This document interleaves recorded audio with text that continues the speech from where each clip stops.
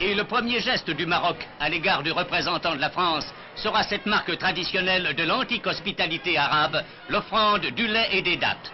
Devant cette ville moderne, dont la croissance et la vitalité étonnent le monde, le général Guillaume dira tout à l'heure: à Casablanca, nous assistons à la réalisation du miracle marocain dans toute son ampleur.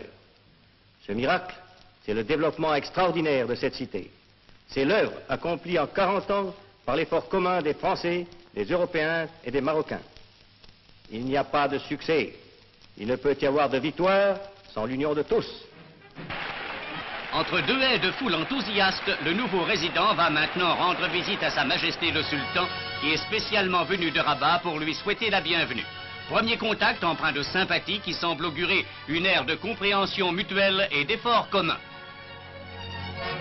Puis, le général ira s'incliner devant le monument où le souvenir unit le sacrifice commun des Français et des Marocains, comme il ira plus tard à Rabat se recueillir devant le mausolée de Lyautey.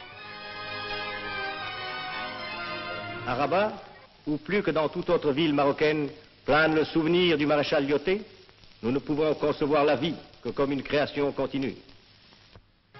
Ces paroles doivent être entendues par tous.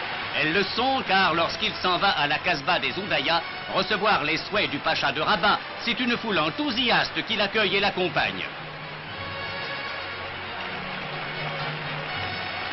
Plus tard, le général Guillaume, au milieu d'un apparat royal et salué par des acclamations chaleureuses, ira rendre dans son palais une nouvelle visite à Sa Majesté Sidi Mohammed Ben Youssef, auprès duquel il retrouvera le même accueil amical que la veille.